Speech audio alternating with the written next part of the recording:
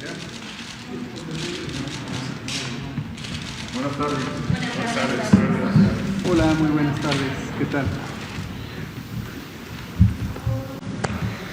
Muy buenas tardes. Son las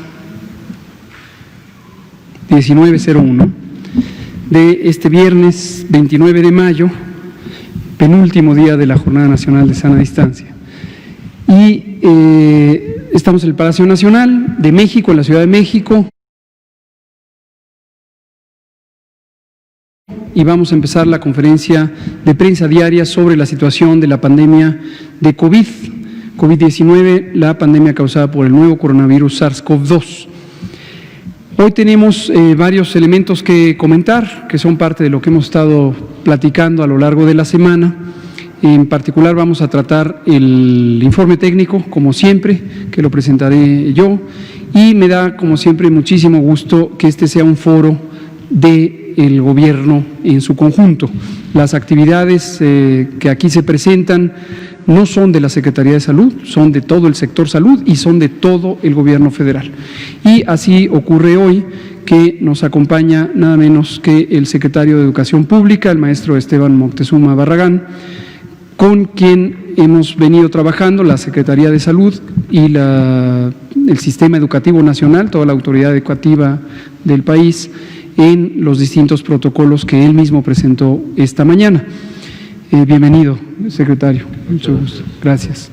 Y nos acompaña también, desde luego, nuestro querido amigo y miembro del sector salud y del sector seguridad social, es nada menos que el líder de ello, el maestro Zoé Robledo, quien tiene la encomienda de coordinar al grupo de trabajo sobre la reactivación del sector productivo con los tres nuevos sectores y lo que presentó esta mañana. Entonces, el propósito de la segunda parte, la parte temática, es precisamente atender y poder dar mayores detalles sobre los distintos elementos que tienen que ver con esta nueva normalidad. El elemento específico del sector educativo, del Sistema Educativo Nacional, y el elemento general que coordina el Seguro Social sobre la seguridad sanitaria en el campo de trabajo. Bienvenidos también. Entonces me permito ponerme de pie para presentar y al regreso iniciamos con la parte temática.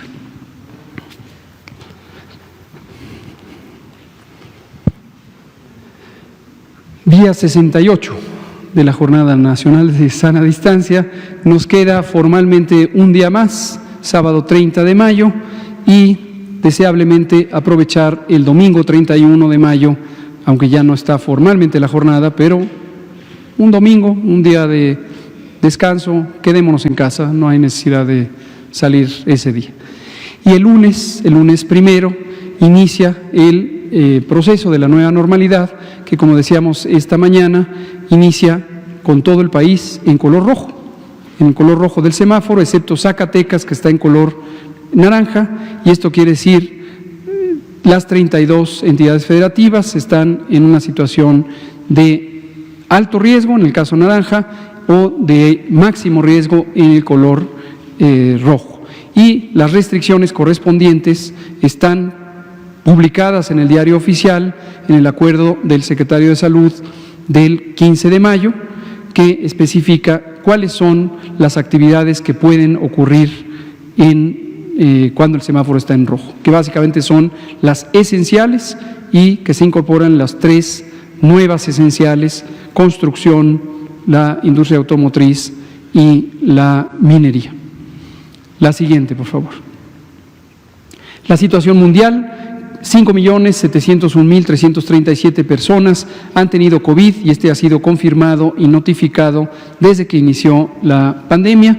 De ellas, 1.362.510, que representa el 24%, lo han tenido en los últimos 14 días y por lo tanto son la parte activa de la transmisión de esta epidemia.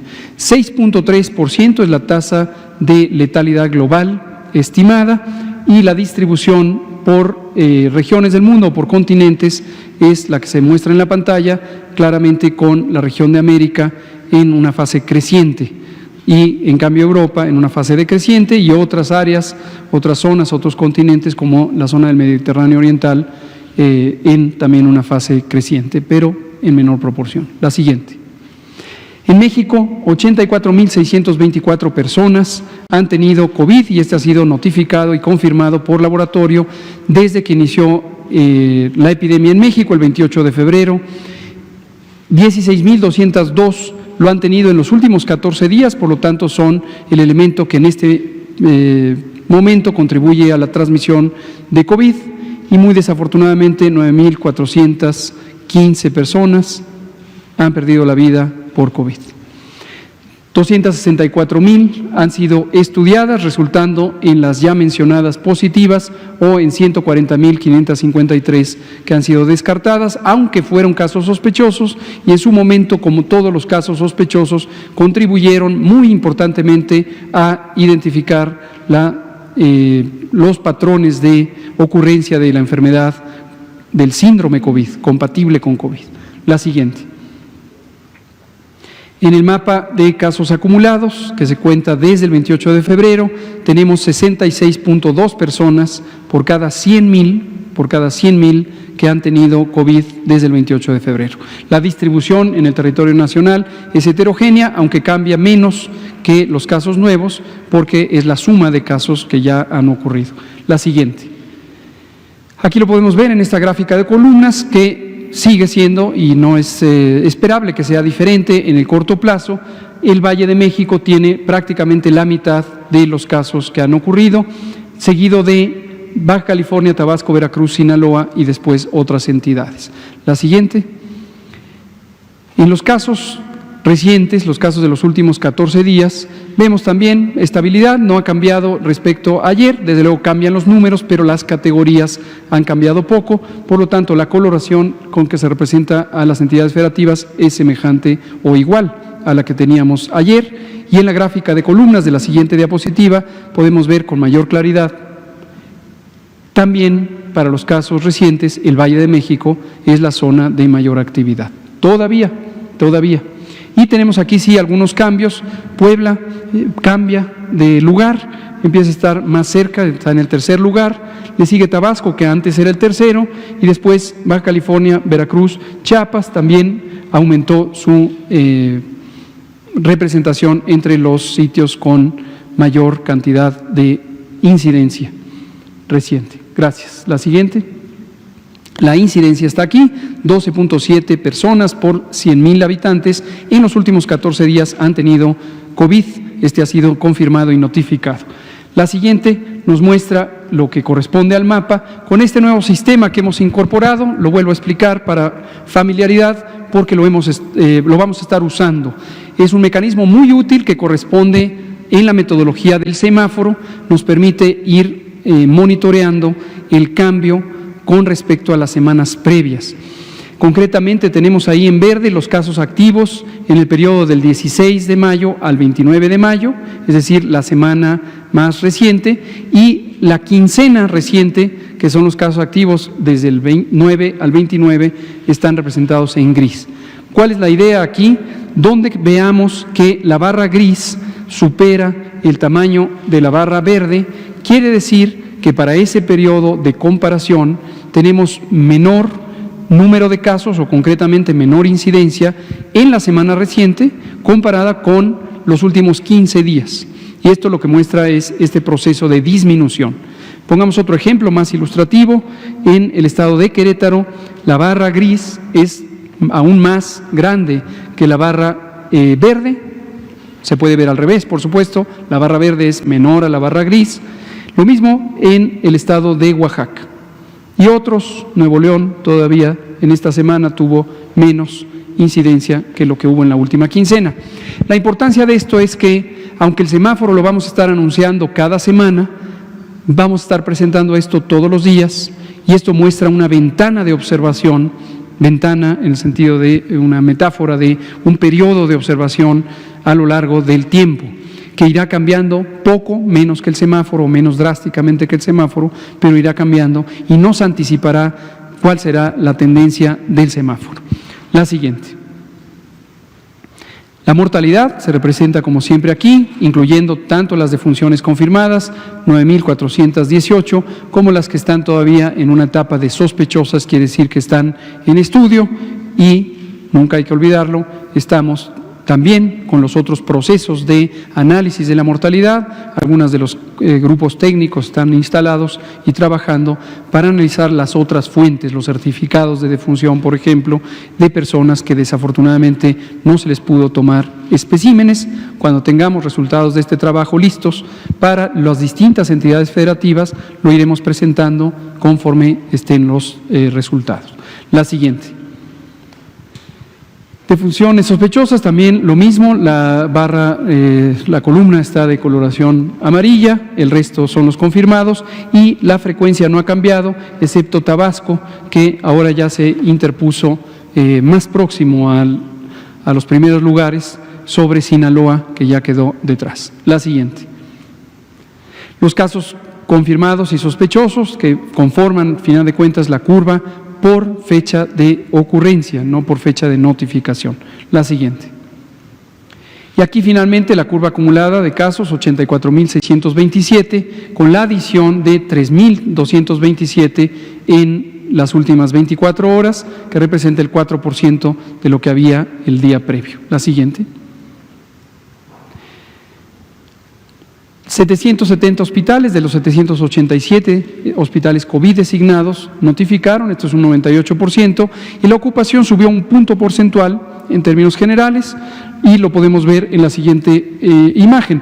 El mapa que ponemos todos los días cambia muy poco, es difícil apreciar el número cuando cambia, cuál de los hospitales corresponde, pero es para el propósito de que se visualice gruesamente la distribución geográfica de los hospitales designados COVID. La siguiente. Aquí está, en el extremo derecho de la gráfica, 40% de ocupación, ayer era 39, subió un punto porcentual, y si nos vamos al lado izquierdo, como se puede ver, hay variaciones. Hoy tenemos 69% de ocupación en la Ciudad de México, 63% en el Estado de México, Guerrero con 62%, Tabasco con 56% y así sucesivamente. En la siguiente, la ocupación de camas para personas críticamente enfermas que requieren ventilación mecánica invasiva.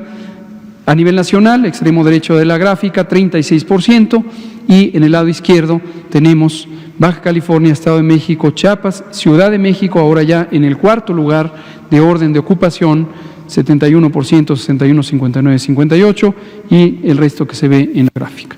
La siguiente. El número de hospitales COVID, que lo vamos informando de acuerdo a los posibles cambios, no necesariamente tiene que haber cambio, pero ahí tenemos la adición de 6 hospitales COVID, y esto es importante, recordar que siempre estamos anticipándonos a la sobreocupación. Un umbral referencial es cuando está la ocupación a 80%, cosa que nos ha pasado, nos pasó en Acapulco la semana pasada, expandimos y logramos liberar esta disponibilidad de camas. La siguiente.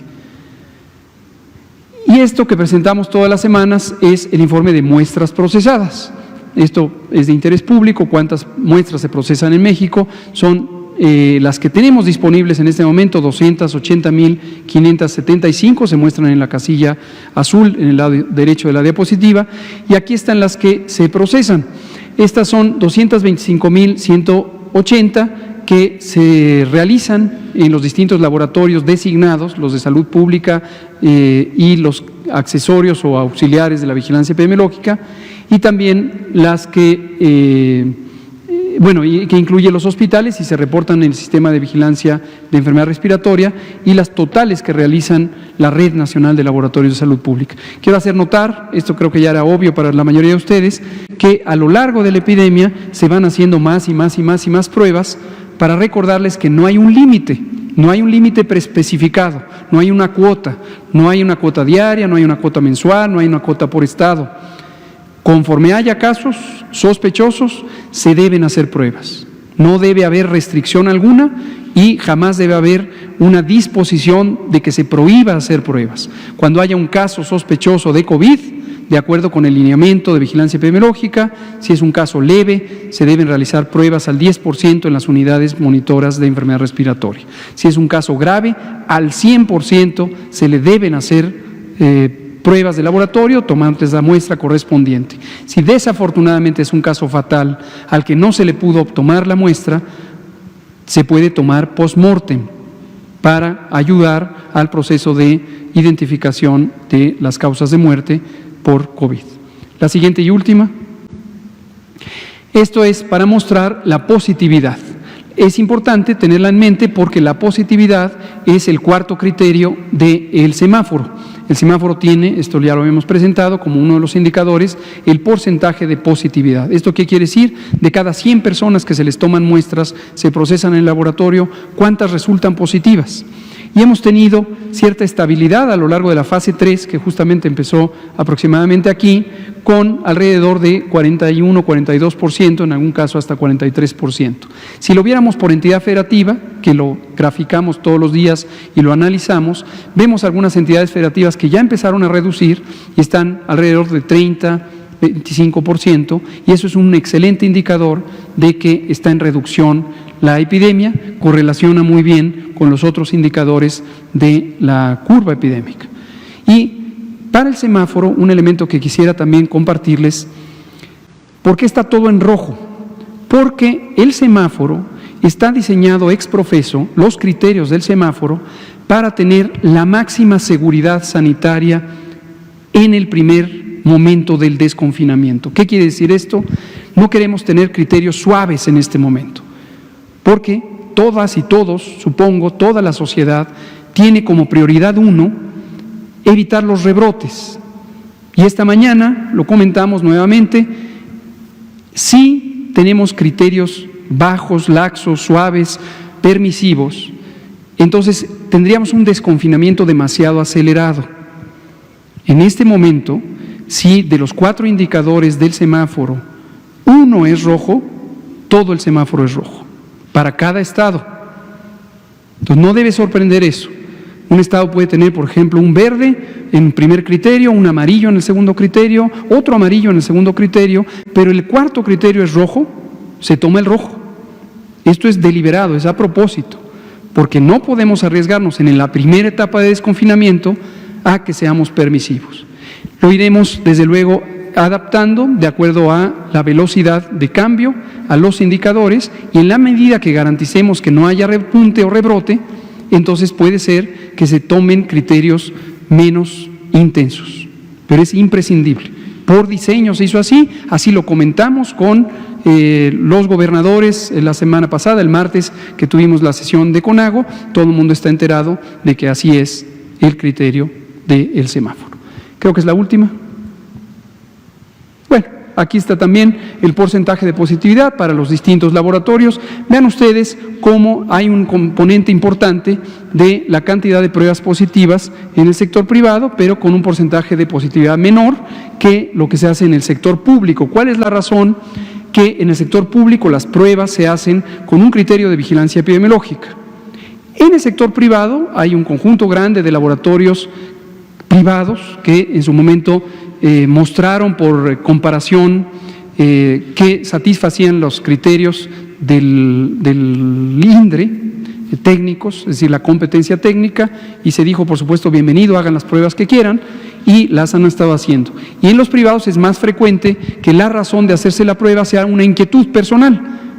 El que quiera hacerlo en un laboratorio privado, lo pague, sea posible que lo haga. En el sector público, las pruebas se hacen para la vigilancia epidemiológica, como lo hemos dicho desde el inicio. Y hay laboratorios académicos también. Creo que es la última. Aquí. Muchas gracias.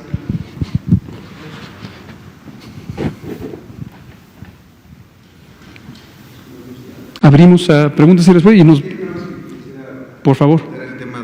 Por favor. Más detalle. Vamos a plantear. Muchas gracias. Solamente para comentarles, muchas gracias, secretario Esteban Moctezuma, sobre lo que vimos en la mañana, para entrar un poquito más a detalle sobre la nueva normalidad en el espacio laboral, que no es otra cosa más que la reactivación de la planta productiva de nuestro país. ¿Cuál ha sido la tarea, la misión del gobierno federal durante toda esta pandemia? Salvar vidas. Esto es lo que hacen las instituciones como el Seguro Social, la Secretaría de Salud, el ISSSTE, a la hora de reconvertir camas de hospital, preparar equipos para atender a todas las mexicanas y mexicanos que se hayan contagiado. Pero también salvar vidas tuvo que ver justo con todas estas medidas de sana distancia, de la Jornada Nacional de Sana Distancia. Pero también llega un momento en el que el objetivo de tener este balance entre la salud de las personas vinculada con una nueva enfermedad como es el coronavirus, la COVID-19, frente al bienestar general de las personas que empiezan a perder medios de subsistencia y que la salud también se puede ver afectada en un sentido más amplio. A partir de eso es que se ha establecido que la sana distancia ahora debe de estar acompañada de un sano retorno, el camino hacia la nueva normalidad. Y lo que hemos establecido es que tiene que tener 3 principios, que tiene que ser seguro, es decir, que el retorno a los espacios de trabajo no pueden significar que un contagio se convierta en un brote en un centro de trabajo. Contagios van a seguir habiendo, va a haber contagios, pero que el contagio no se convierta en un riesgo para el resto de los trabajadores en un espacio laboral o para los propios clientes o los proveedores o con cualquier persona que se tiene interacción, de eso se trata este retorno seguro. La segunda parte es que tiene que ser saludable. Saludable tiene que ver con todo aquello que contribuya al bienestar, el bienestar y la salud física, mental, pero también social. Y por eso es tan importante la parte económica. Y lo otro es que tiene que ser solidario. Todos y cada uno de nosotros tendrá que poner de su parte, patrones y empleados, gobierno en todos sus niveles. Esta es tarea de toda la sociedad, de todo el país, de toda la nación. En ese sentido, como lo saben, a partir del 1 de junio entran 3 actividades económicas esenciales nuevas: la minería, la construcción y la fabricación de equipos de transporte. Esto incluye automotriz, camiones, industria aeroespacial, autopartes. Es una industria de las más grandes de nuestro país, de las que generan más actividad económica, y lo mismo la construcción y lo mismo, desde luego, la minería.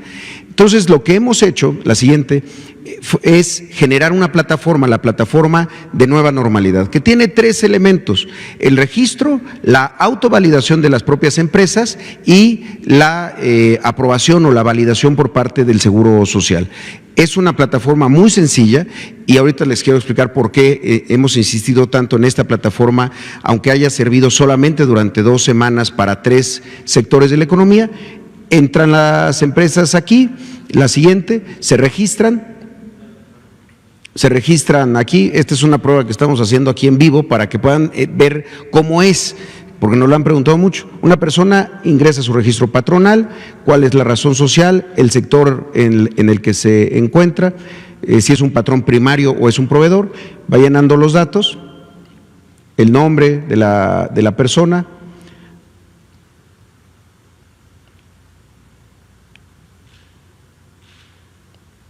un correo electrónico, un teléfono. Ahí tienen algunos ya campos llenos para que lo podamos hacer más rápido. Genera todos esos datos y continúa. A partir de ese registro puede pasar a la parte de validación, que esta es la más importante. Son 78 puntos de autovalidación. Preguntas binarias de sí o no. Si la industria, la empresa cuenta con entradas y salidas exclusivas de personal en caso de que se cuente con un solo acceso, cómo se señaliza por dónde debe de entrar cada quien y cómo se separan. 78 puntos que son la nueva normalidad ya materializada, cosas nuevas que no existían antes. Una vez que llena todo esto, pasen a la siguiente. Ya se hace la validación por parte del Seguro Social. Así ocurrió y así operó durante estos 14 días para estas 3 industrias. La siguiente. ¿Cómo lo logramos? Pues de la única forma como se puede hacer esto en un momento tan delicado de este equilibrio entre la sana distancia y el sano retorno, con diálogo, con colaboración y con involucramiento de todas las partes, en este caso de todas las industrias, pero también de los gobiernos locales, de las autoridades y los gobernadores, la gobernadora Pavlovich, la jefa de gobierno, con quienes hemos estado hablando de manera permanente sobre estos tres sectores. Desde luego hay estados en donde los tres sectores están presentes. Sonora, por cierto, es uno de ellos. Hay minería, hay construcción, hay industria automotriz, y así con todos y cada uno de ellos, y con las previsiones en este momento de cuáles son las curvas epidemiológicas. La siguiente. Ahora, ¿cómo vamos? Lo mencionábamos en la mañana. Como lo ven, este dato se va actualizando. En la mañana eran 15,000, ahorita ya llevamos 16,626 registros de estos tres sectores. 9,037 de construcción, 5,587 de transporte, 2,004 de minería. La siguiente. Ahora, ¿qué es lo que sigue? Y esto es la parte importante, porque son 15,000 registros patronales de cerca de 1 millón, y muchos de estos tienen que ver con los otros conjuntos. Estos son las que hemos llamado neoesenciales, pero hay esenciales previas que también les estamos solicitando que hagan este mismo procedimiento de autovalidación, pero con una diferencia: ya no tendrán que esperar la notificación del Seguro Social. La autovalidación, bajo protesta de decir verdad, se llena y a partir de eso se le da, digamos que de manera automática, ya no hay una interacción humana, sino que de manera automática se registra que esa persona ha manifestado que ha llevado a cabo todo un protocolo de seguridad en el trabajo. Esto para las esenciales originales, y también irlo haciendo ya con el semáforo de la Secretaría de Salud para las que vayan a convertirse en actividades esenciales o actividades que no son esenciales, pero que el semáforo ya les permite trabajar. ¿Cuáles son las esenciales originales? Porque ese es un asunto que damos a veces por hecho que todo el mundo sabe. La siguiente. El transporte de carga, la industria química, las farmacias, las ferreterías, el servicio de mensajería, las funerarias, los supermercados, las tiendas de autoservicios, la aviación, desde luego que los hospitales, las guarderías, la seguridad privada, las telecomunicaciones, ustedes, los medios de comunicación, que por eso siguen y pueden seguir trabajando. Estas son todas las unidades económicas que están trabajando durante los picos más altos de la pandemia, porque son esenciales. Ahora lo que queremos es simplemente que se registren y que hagan la autovalidación. La siguiente. Creo que algo bien importante que debemos de destacar y de comunicar y de explicar muy bien a la población, y particularmente en este caso a los trabajadores, es que la cuarentena, si lo vemos como parte de una película de nuestra vida, es como si no significa que le hayamos puesto pausa a la película y que entonces le quitamos pausa y regresamos al momento donde estábamos. No es así. Es como si le hubiéramos adelantado de capítulo. Vamos a regresar a los centros laborales y ya no va a ser igual, la vida ya no va a ser igual, el entorno, las conductas, los hábitos deben de haber cambiado. Si no han cambiado, es que algo estamos haciendo mal. Si no han cambiado, es que eso que estemos haciendo mal es un riesgo para las personas. Aquí pongo algunos ejemplos reales de algunas plantas que hemos estado en contacto con ellas. Así se entraba una planta antes, en esto, así era. Bueno, ya no va a ser así, tiene que ser así, con señalética. Esto es lo que llamamos ingeniería, que tienen que haber señales claras. Ustedes mismos, antes de si ven hace un año la conferencia, pues se sentaban con menos distancia, la gente que se presentaba en una mesa como esta se sentaba con menos distancia, pero así tiene que ser en todos lados. Siguiente. Esta parte, que es la que nos interesaba mucho, es el primer punto de verificación: cómo son los filtros de entrada. Pues antes se hacían de manera muy común cuando se tenía, por ejemplo, de un estacionamiento. Ahora tiene que estar señalado, pintado literalmente, con señales por dónde debe de caminar la gente y en qué sentido. Eso es la nueva normalidad, porque esto es para siempre ahora. tenemos que empezar a vivir con esto como parte ya de nuestras costumbres, como aprendimos a no circular un día en el no circula, o como aprendimos a no correr, no gritar y no empujar ante un sismo. Antes no lo sabíamos, ahora lo debemos de saber. La siguiente. Por ejemplo, los filtros, este tipo de aditamentos como los tapetes sanitizantes van a empezar a convertirse en elementos cada vez más comunes. Son tapetes que, para decirlo en cristianos, tienen agua con cloro, o bueno, cloro, aquí el doctor López-Gatell puede decir cómo se hace esta solución, pero que es para que unos zapatos que pueden tener, estar contaminados, se limpien al pasar por ahí. Los filtros vehiculares, las tomas de temperatura, ustedes cuando llegan aquí, pues pasan por una toma de temperatura. Eso no ocurría antes, ahora tiene que ocurrir porque es parte de la manera como una empresa puede detectar que alguien está enfermo y pedirle pues que ya no, que vaya a su clínica o que vaya a su unidad de medicina familiar o que no entre porque contagios habrá. Lo que no queremos es que haya brotes en los centros de trabajo. Los filtros peatonales, filtros vehiculares. La siguiente. No, creo que hasta ahí llegamos. Esto es lo que hay que estar explicando. Y de esto hay mucho que decir. Hay mucho que decir sobre horarios escalonados, sobre usos de equipos de protección personal, sobre promoción de la salud en el entorno laboral. Y de eso es lo que nos ha encargado el presidente, que en los próximos 3 días estemos explicándolo para que todo mundo sepa, ahora que llegue el 1 de junio, a qué es a lo que se tiene que encontrar. Y sobre todo, el último y el más importante de los elementos, la corresponsabilidad basada en la confianza. Nosotros confiamos que todas las empresas ya han hecho esto y están listas y están preparadas, y les creemos.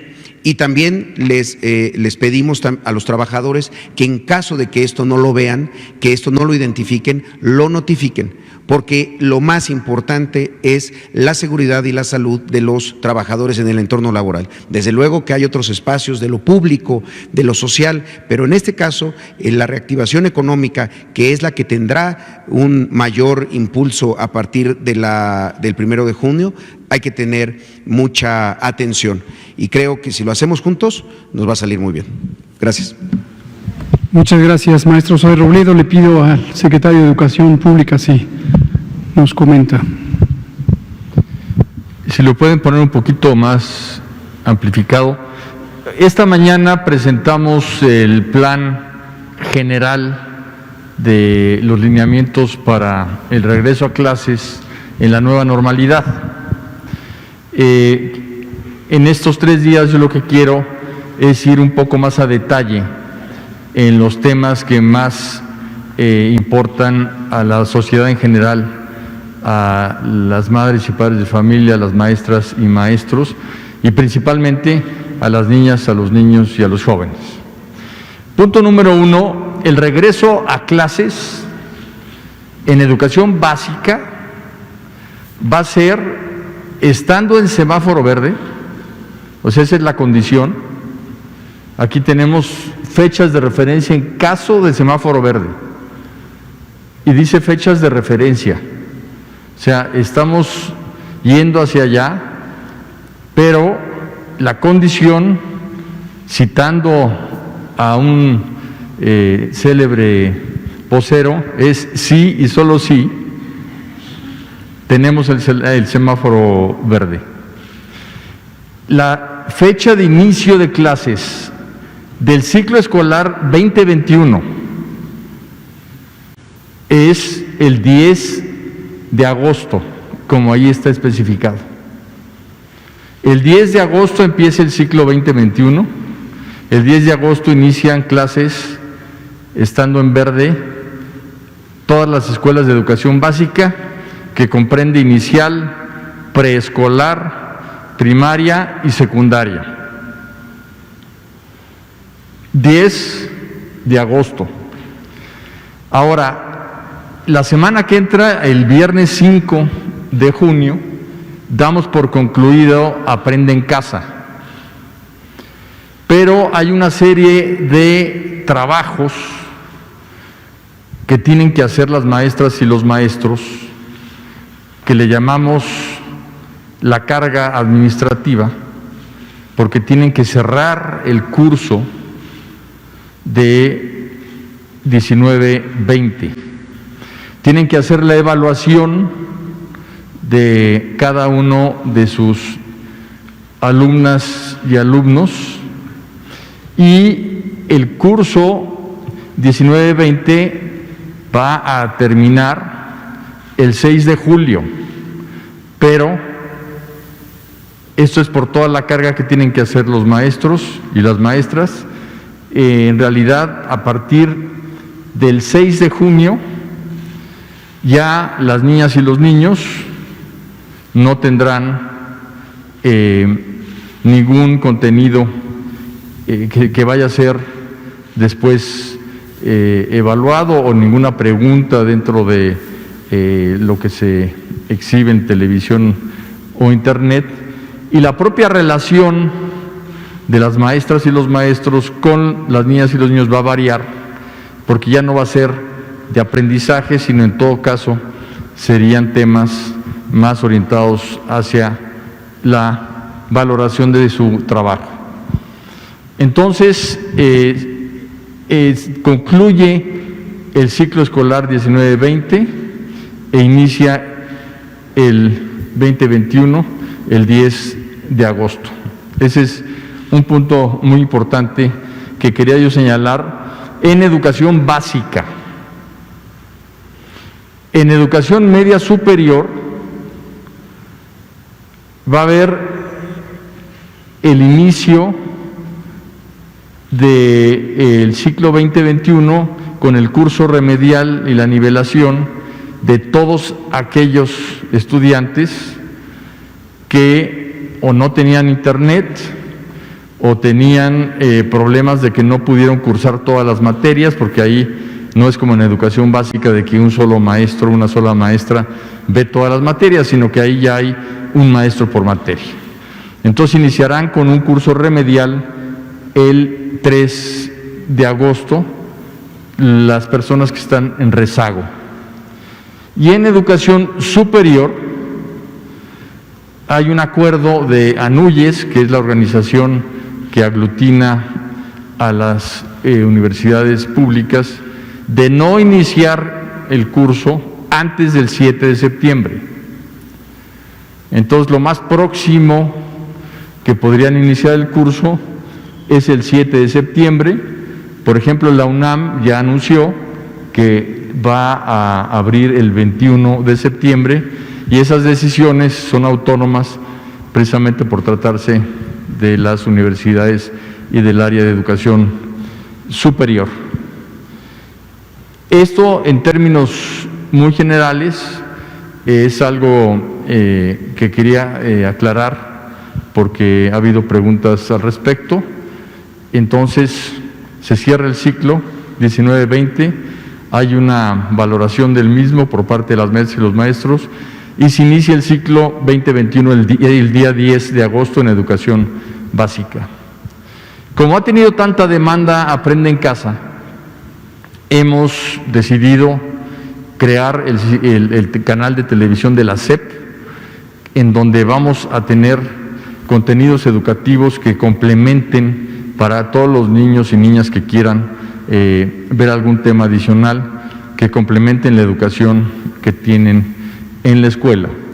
Y durante el verano, ahí ven ustedes que Aprende en Casa termina el 5, van a continuar contenidos formativos, divertidos, lúdicos, todo el tiempo hasta llegar al curso remedial de inicio del ciclo. Muchas gracias. Muchas gracias, secretario. Vamos a dar la palabra, Bianca Aguirre, Notimex, usted, Saturnino, usted, le vamos a dar la palabra a usted, por favor, y acá de este lado también. Hagamos. Muchas gracias. Buenas noches a todos. Bianca Aguirre de Notimex TV. Preguntarle, secretario, subsecretario, si el COVID-19 se transmite por la vía lactante, ya que hay un caso en San Luis Potosí acerca de un recién nacido que pues su mamá no era portadora, no es portadora del COVID-19, y sin embargo pues el niño nació con COVID. Eso por una parte. Secretario de Educación, buenas noches. Preguntarle acerca de si se tiene contemplado, hay a nivel nacional 20% de escuelas que no cuentan con agua.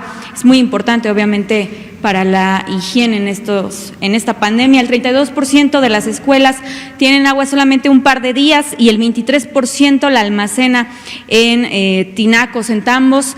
Y bueno, pues, ¿qué va a pasar con esto? Si lo han tomado en cuenta. También saber sobre las fechas del Comipems, de este examen, cuándo van a ser y si se harán en las mismas sedes de aplicación que ya se tenían contempladas. Y finalmente, maestro Zoé, buenas noches. Usted comentaba acerca de los tapetes sanitizantes. ¿Es recomendable los arcos sanitizantes? Ya lo decía el doctor Hugo López-Gatell en alguna ocasión, pero hay empresas que están en este regreso a la nueva normalidad pensando si adquirirlos o no.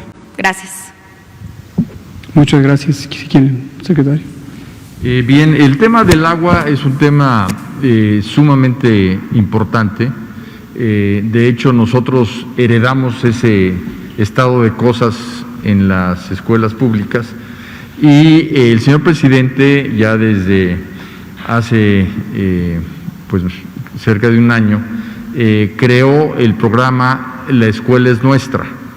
Este es un programa en el cual se le están transfiriendo recursos a las escuelas para que puedan mejorar su infraestructura, mejorar su equipamiento, mantener la propia escuela y ya llevamos un avance de 28,000 escuelas que han recibido su recurso. La meta próxima, en las próximas semanas, llegaremos a 47,000 escuelas y coincide mucho las escuelas que no tienen agua con estas escuelas porque se le dio prioridad a las zonas de alta marginación y de muy alta marginación y las zonas indígenas. Entonces, buena parte de las escuelas que no tenían agua, con este recurso van a poder pues introducir agua potable o van a poder levantar los baños que son tan importantes. Le estamos haciendo una guía y lineamientos a las escuelas para que en aquellos casos extremos en donde no hay agua, pues se tenga agua que se traiga en tambos, que puedan establecerse mecanismos prácticos para que los niños y las niñas se puedan lavar continuamente las manos. Y estamos recomendándole a las escuelas que reciben el recurso de La Escuela es Nuestra, precisamente que una de las posibilidades que deben de explorar es darle prioridad al agua. ¿Cuál era la otra pregunta? Sí, los exámenes los vamos a separar para que no haya ningún tipo de problema con la congestión, con las colas, que luego son lo más complicado. Y se va a publicar todo esto y se va a dar a conocer las sedes, pero serían el 8 y 9 de agosto, que es un fin de semana, y el siguiente fin de semana 15 y 16 de agosto. Todo esto lo vamos a publicar tanto en nuestra página como en los medios para que esté informada pues toda la población estudiantil que quiera aplicarlos. Muchas gracias. Gracias, Bianca, por la pregunta. La pregunta concreta la respondo no. Esto se ha estudiado, en algún momento a lo largo de la epidemia, desde que empezó en China, se han presentado casos aparentemente de transmisión materno-infantil por la vía de la lactancia materna. Posteriormente ha sido estudiado de manera más formal y la conclusión científica hasta ahorita, el consenso científico mundial es que no se transmite el virus SARS-CoV-2 por la vía de la lactancia materna. Ahora, aprovecho la pregunta para comentar, la lactancia materna es un elemento extraordinariamente importante para garantizar la salud, no solamente del lactante en los primeros 6 meses de la vida, donde debe ser exclusiva, solo los niños de 6 meses o menos solo se deben alimentar al seno materno, sino que además debe continuar deseablemente hasta los 2 años de vida, obviamente complementada con otros alimentos. Y esto hay extensísima literatura científica que muestra y demuestra que es un mecanismo de protección de la salud en general para enfermedades infecciosas, para enfermedades crónicas, las enfermedades crónicas que hoy están siendo la causa de las complicaciones de COVID, también tienen un elemento de protección, la historia de la lactancia materna. Para las mujeres, el dar lactancia materna, dar el pecho, es un factor protector del cáncer de mama. Es decir, es importantísimo. ¿Por qué lo menciono ahorita? Incitado por la amable pregunta, porque México tiene una de las más bajas porcentajes de inicio de lactancia materna y peor aún de sostenimiento de la lactancia materna. México en el mundo es de los países que menos logra sostener la lactancia materna exclusiva hasta los 6 meses y complementaria hasta los 2 años. De hecho, tiene los peores índices de América Latina. Y en estos tiempos del COVID, justo nos ha llamado la atención, no nos ha sorprendido, ver un fuerte empuje de las compañías productoras de leche, de los que se llaman fórmulas, justamente gracias, las fórmulas lácteas, y esto es contrario a un acuerdo global que existe desde 1981 que se llama el Código de Comercialización de Sucedáneos, y es un acuerdo podríamos decir ético, es un compromiso ético de los distintos gobiernos. Desde 1981, los gobiernos que son miembros, los Estados miembros de la Organización Mundial de la Salud, para no tener prácticas de promoción de los sucedáneos de la leche, que es como se conocen también, para que no disminuyan el estímulo para tener lactancia materna. Entonces, este es un reto mayúsculo de la salud pública, una más que se suma, igual que los alimentos no saludables, los productos ultraprocesados, que nos han llevado a la más grande epidemia de obesidad, sobrepeso y diabetes en el mundo entero. Es algo que estaremos trabajando. Sí. Maestro. Muchas gracias, Bianca. Y justo agradezco la pregunta porque es de esas cosas muy prácticas que hay que saber. Cuando se hace la autoevaluación, esta lista de comprobación de los lineamientos técnicos de seguridad sanitaria, la primera tabla es justamente las medidas de ingeniería o estructurales. Y la segunda pregunta tiene que ver con esto. Y déjame leerla para que entendamos qué es lo que contestan las empresas. La segunda pregunta es: la empresa cuenta en los accesos al centro de trabajo con tapetes sanitizantes o alternativas similares, o en su caso se otorgan protectores desechables de calzado. Y específicamente le decimos allá a las empresas, no se recomienda el uso de arcos desinfectantes. Después las otras preguntas tienen que ver con los mismos tapetes, si los tapetes o sanitizantes se hacen con el hipoclorito de sodio con concentraciones del 0.5% y si se está reponiendo de manera constante.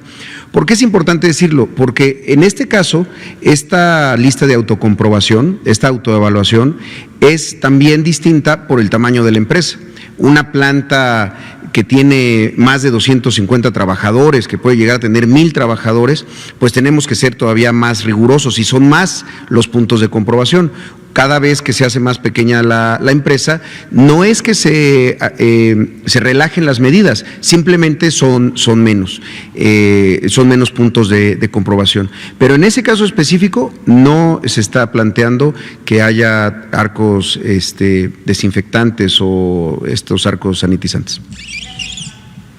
Muchas gracias. Liz, y usted, por favor. Ya habíamos dicho que usted, ¿verdad? Entonces antes que usted, el compañero. Liz, el compañero y usted. Gracias, buenas noches a todas y a todos.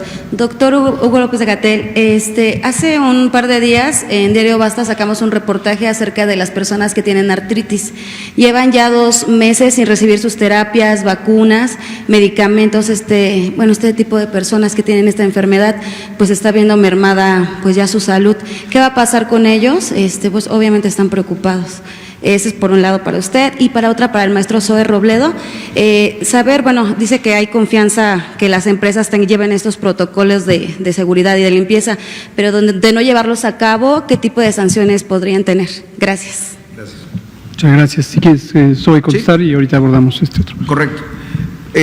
Primero, a la hora de hacer la autoevaluación y que se declara bajo protesta de decir verdad, es decir, antes de que se pueda enviar la evaluación, se está estableciendo que la persona que le envía sabe que está bajo protesta de decir verdad.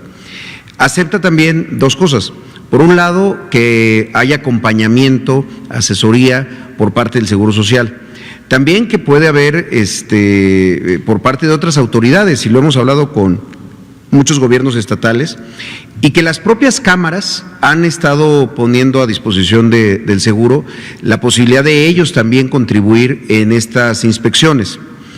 También la Secretaría del Trabajo nos ha informado que se tuvieron una autorización presupuestal para llegar a hacer 5,000 verificaciones. Eso ya tiene una implicación distinta. Lo mismo la COFEPRIS. Y en el caso del Seguro Social, aunque es un mecanismo que puede ser un poco más lento, se tarda unos días más, es que a partir del monitoreo de las incapacidades, es decir, cada vez que veamos que en un centro de trabajo empieza a haber muchas incapacidades por enfermedad respiratoria o el permiso COVID, pues entonces tendríamos que entrar.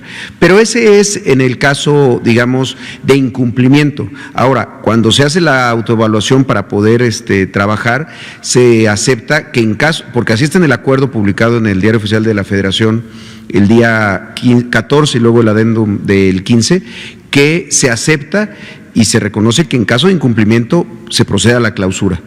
Es muy similar a lo que ocurre con la Ley de Confianza Ciudadana, en donde a partir de mecanismos aleatorios se confía en que todos tengan en norma y en regla sus disposiciones, en aquel caso, por ejemplo, de protección civil y demás, pero que si hay una inspección por este mecanismo aleatorio, pues entonces se clausura. Entonces son varias partes, pero creemos que lo mejor, y además así ha estado ocurriendo, es que las propias empresas envían evidencia muchas veces, como estas que vimos, que ellos nos las enviaron, de ya estamos cumpliendo.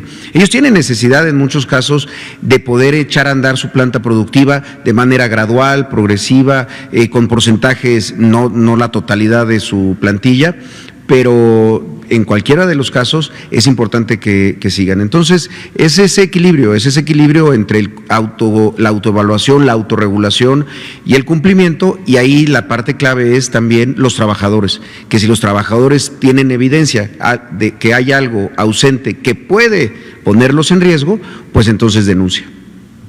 Gracias, maestro Robledo. Una noticia emergente positiva. La razón por la que no vino el secretario de Salud es porque el doctor Jorge Alcocer es porque quiso personalmente atender a los padres de los niños con cáncer que estaban planteando una serie de peticiones en la Secretaría de Salud, y haya estado toda esta tarde, y en este momento me informa que ya se resolvió un punto de acuerdo que va a permitir transitar hacia adelante de una manera colaborativa. Perdón, ¿cuál fue el punto de todo el pliego petitorio? ¿Cuál fue el punto que se... Vamos a ver, lo único que me dijo es ya se resolvió, se levanta el plantón y mañana yo creo que lo podemos informar. Pero, sobre esto nada más le propongo, Liz, voy a leer con atención el reportaje del diario Basta y mañana lo abordamos para abordarlo de manera más extensa. Por favor, usted. Buenas tardes, subsecretario, buenas tardes, secretario de Educación Pública y maestro Zoe Robledo. Yo vine hace 3 semanas, no sé si se acuerde, ¿de acuerdo, doctor? Le vine a plantear lo del regreso a clases y pues obviamente relacionaba un video de allá de China, y obviamente como existe la buena relación con el pueblo chino, yo le quería mostrar este video al secretario de Educación Pública. Son 44 segundos del video, de un protocolo de cómo se recibe un alumno, al parecer creo es del nivel básico, y pues obviamente cómo se recibe el alumno. Sí, lo conocí. Es en China. Entonces, pues yo no le vengo a decir que pues lo hagan así, ¿no? Pero por lo menos, pienso que sí sería algo considerable. Bueno, también contemplando lo que usted acabó de mencionar ahorita, exponiendo, ¿cómo vamos a llegar al semáforo verde, ¿no? También estoy dudando un poquito en ese sentido, pero por lo menos yo pienso que sí sería algo también ahorita lo que comentó mi compañera, y obviamente también lo del agua es muy importante, ¿no? Porque al fin y al cabo si no se tiene agua, pues cómo se van a lavar pues las manos Claro. los alumnos, ¿no? Gracias. Entonces, nada más le quería externar esto y obviamente pues también a ver si ya habría a lo mejor un contacto con autoridades que están implementando pues este protocolo. Muchísimas gracias. Gracias. Yo le agradezco mucho esa aportación, de hecho conozco el video y en efecto así reciben a un alumno. No sé si reciban a todos los alumnos de todas las escuelas. Todo lo que hagamos en México lo tenemos que multiplicar por 237,000 escuelas.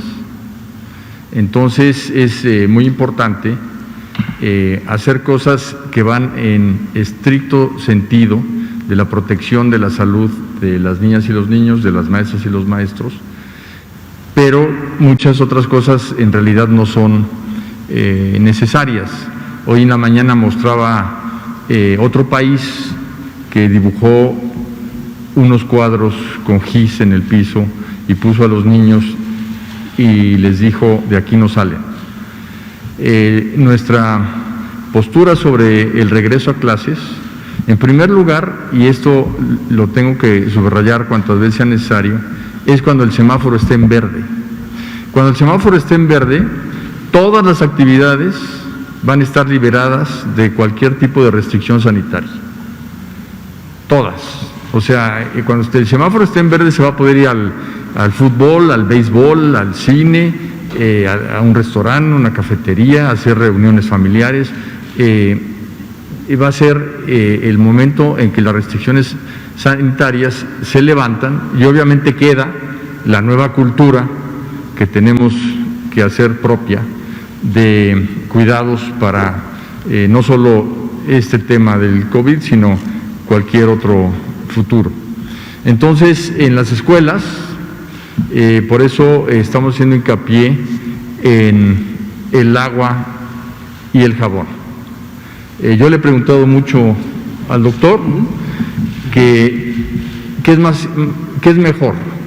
¿Poner gel en las escuelas o agua y jabón? Y su respuesta es agua y jabón. Agua y jabón. Entonces hay que insistir en eso. Luego ha dicho otras cosas muy interesantes para el sector educativo. Dice, por ejemplo, si en una cubeta en donde tienes agua y jabón y estás limpiando, le echas cloro, según tú, para potenciar la mezcla, en realidad lo que haces es inhibirla. Ya estoy metiéndome en sus terrenos. No, está excelente, excelente. Se ve la compenetración intersectorial. Entonces, todo este tipo de cosas van a venir en una guía que le estamos preparando a todas las escuelas, y con la Secretaría de Salud va a haber un entrenamiento formal para que todo el mundo sepa qué es lo que tiene que hacer. No vamos a hacer cosas sofisticadas, vamos a hacer cosas efectivas, pero que sean realizables, porque muchas veces por tratar de hacer muchas cosas sofisticadas no se llega a la esencia, y la esencia es la salud de las niñas, los niños y los maestros y maestras. ¿También el docente estaría capacitado, secretario?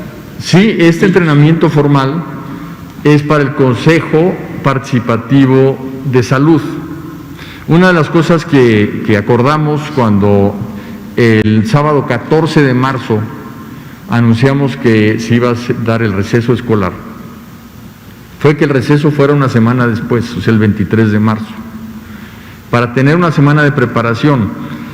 Por decir algo, en esa semana se le dijo a todos los niños y niñas, agarren sus libros de texto y llévenselos a sus casas y me estudian esto y van a hacer este tipo de trabajo. Se les dieron las guías a los niños para trabajar en casa. Otra de las cosas que se hizo fue crear en todas las escuelas consejos, comités de participación en salud. Esto es un comité que va a ser permanente en la escuela y está constituido tanto por maestras y maestros como por madres y padres de familia. Y las escuelas que por alguna razón no lo hicieron, lo van a hacer ahora al regresar, para tomar en sus manos todo el tema de la sanidad.